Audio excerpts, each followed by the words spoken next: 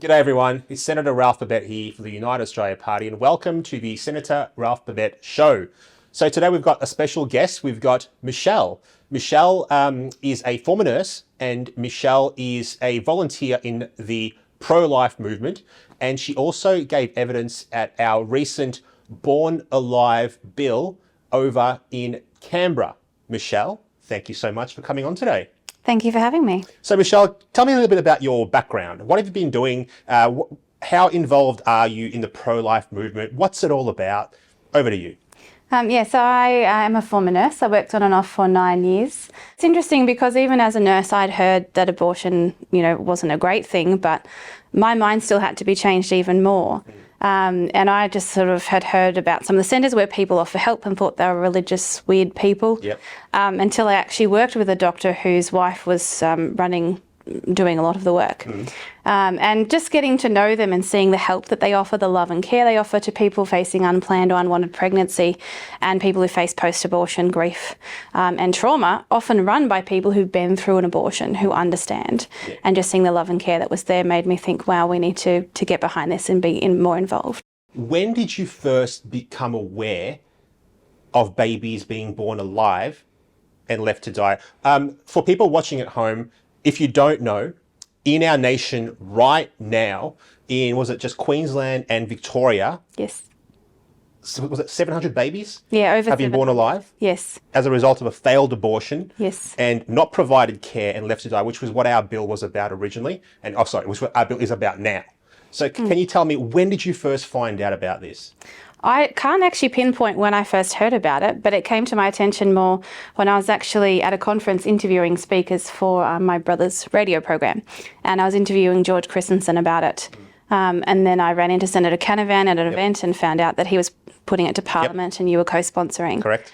And just being aware that I was in the pro-life movement and we hadn't really heard of it made me think we need to let more people know that this is happening so they can support it. Yeah, absolutely. It's something that I think if we raise awareness and we sit down like this and we speak to the average person, we explain what's going on in our nation today and how it's a stain on the collective soul of all of us as a people, I think most people would be very upset by what they hear, that this is happening today in our country, in a first world nation, that babies are born alive, left to die in a cold metal tray, like the baby Jessica Jane. Yes. Are you familiar with what happened to Jessica Jane? Yes. Can you give the audience at home a bit of a quick version of what happened? So Jessica Jane was referred to a coroner's inquiry from the Northern Territory. She was born alive following a failed abortion and left to die. She was observed crying, put in a metal dish and left to die, where she died an hour and 20 minutes later. She had good APGAR scores, which means sort of her viability. She was estimated to be between 22 to 24 weeks and weighed around 515 grams. Now, I know you've got something to show us and you've brought it with you, which is how developed a baby is at that age. Yes. Where abortions are legal for any reason. So if you don't know this, people at home, in my home state of Victoria, abortion is legal for any reason whatsoever, up to 24 weeks, and is legal up to full term with the okay from 2 medical practitioners for a few different reasons. So that is, in my opinion, a bit much. What do you think? Oh, look, when you see what an abortion is and what it does to the baby, but also to the woman, it's very hard to justify it being acceptable in society, medically or ethically.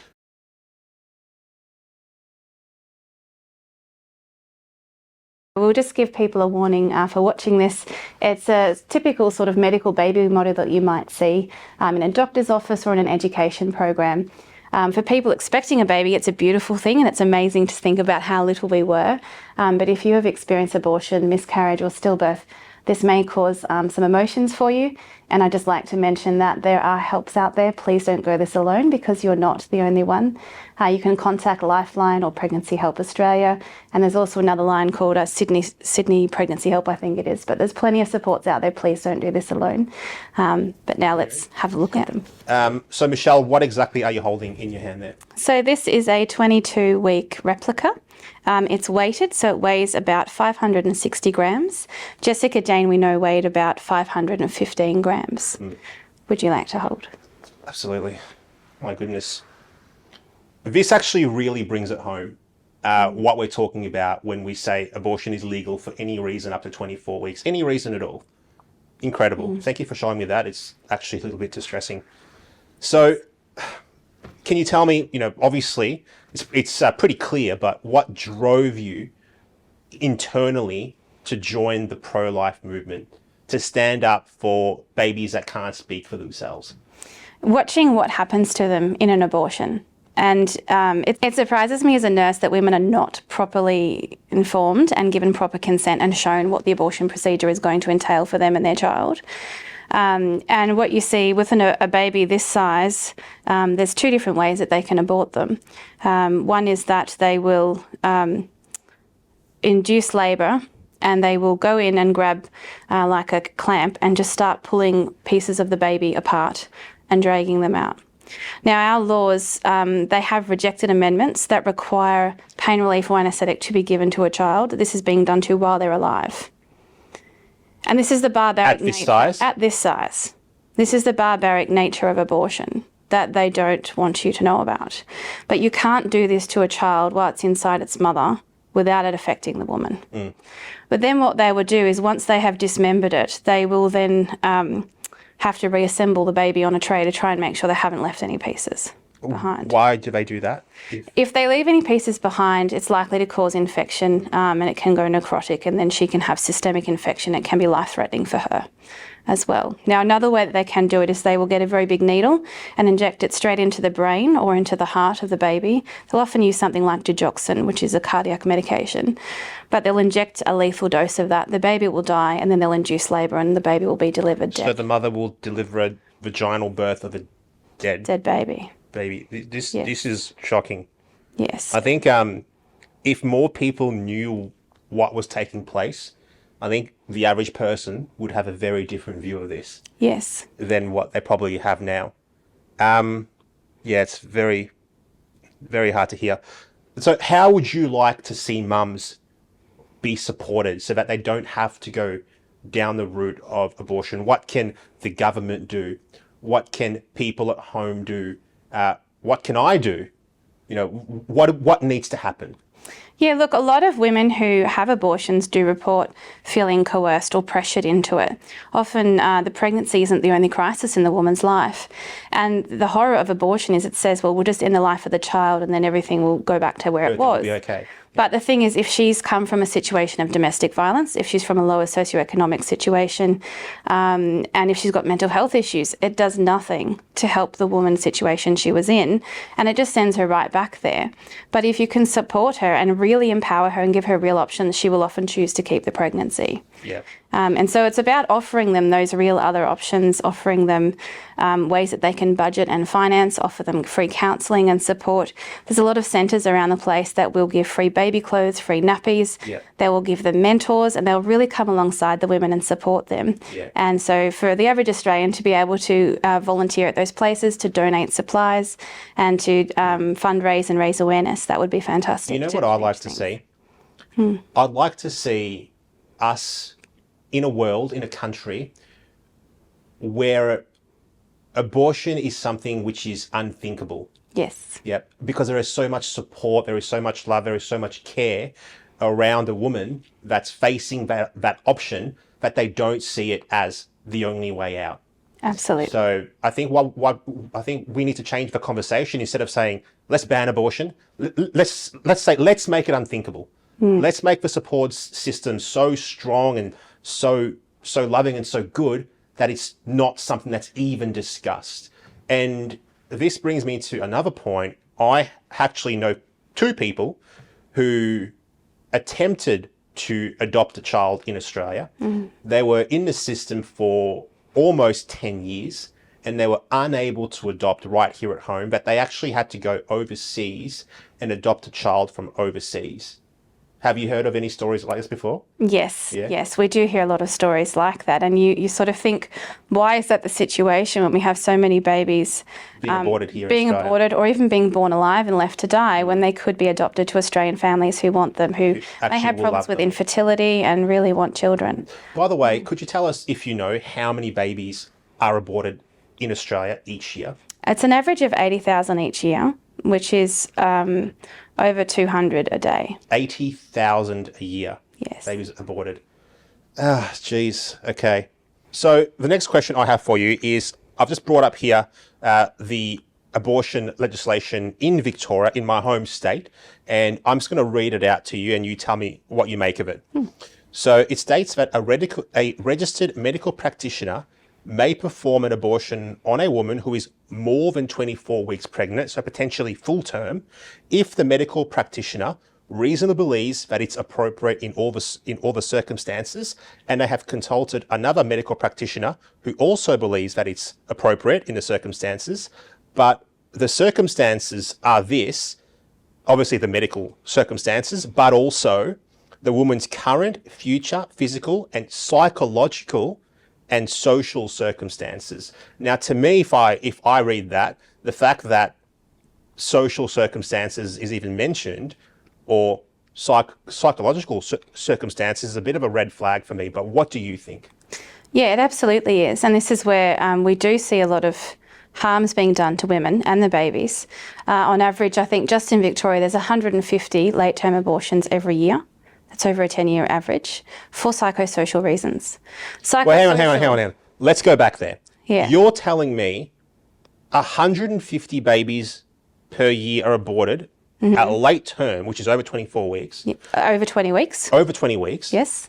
For reasons of social and psychology. Yes.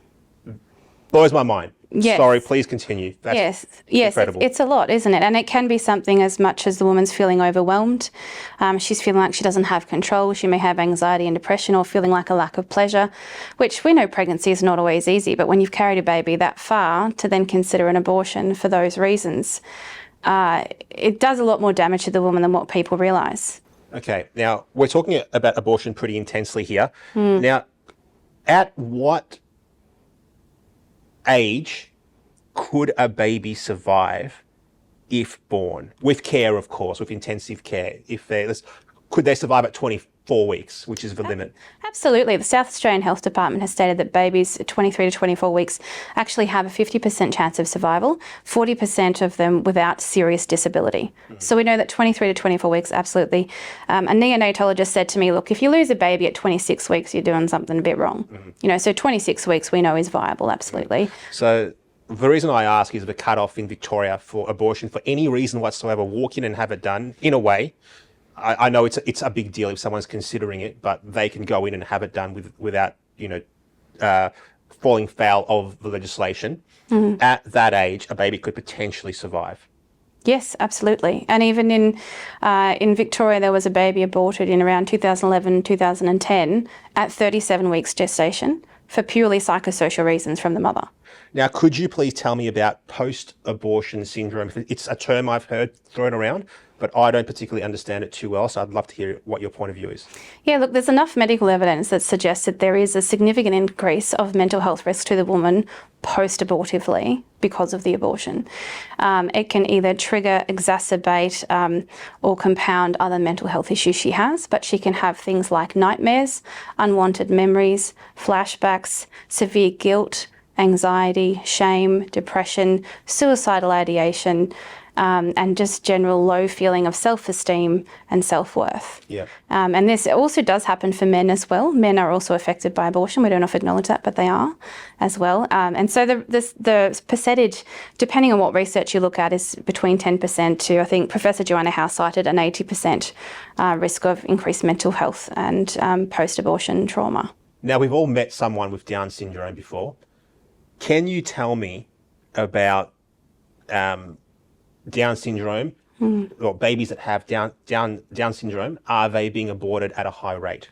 They are actually, and the statistics show it's 90% in Australia. 90% of babies who are diagnosed with Down syndrome are aborted. In Western Australia, a study of over 300 parents said it was 93%. And the horrible thing about this is that over 49% of those parents said they felt pressured and coerced by the healthcare workers to abort the child. Over 40% of them also had misinformation given to them. They found out wasn't true, negative information about Down syndrome and what it's like living with it. And I had this happen to a friend of mine. Their child was diagnosed with Down syndrome. They refused to abort it, and they were very pressured by the doctors. They kept the child, and when the child was born, there was actually nothing wrong. The child did not have Down syndrome. So it happens both ways. Yeah, I think it's sometimes the diagnosis is wrong and sometimes it's right. Yeah, it's shocking that we're aborting babies based off a diagnosis of Down syndrome when we've all met people that have Down syndrome and they're valuable and important members of our community. And they're often the happiest ones, aren't they? They're always big happy. hugs and they're really They're sweet. always happy, it's true. Yeah. Well, thank you so much for coming on the show today. I appreciate you coming on and sharing your story with us. Thank you. Is there anything you'd like to say before we sign off to mothers out there or that may be considering potentially an abortion or that have been hurt in the past by one? Yeah, look, the statistics in Australia are that 1 in 3 women will have an abortion. So everyone probably knows a woman who's had an abortion. And if you are a person who has, please, again, don't go this alone. There are many people out there who've been through this. And if you're considering one, we just encourage you to be informed and know your options for care and for treatment afterwards as well. And if you haven't had one, or if you are considering volunteering, please find a pregnancy help centre that does not refer for abortions and doesn't perform them, but has people who've been through them who help run support groups and get behind them. Thank you so much, Michelle, for coming on today. Thank you for having me. Cheers. There you go, ladies and gentlemen. Thank you so much for watching. I'm Senator Ralph Burdett. God bless you and God bless our nation.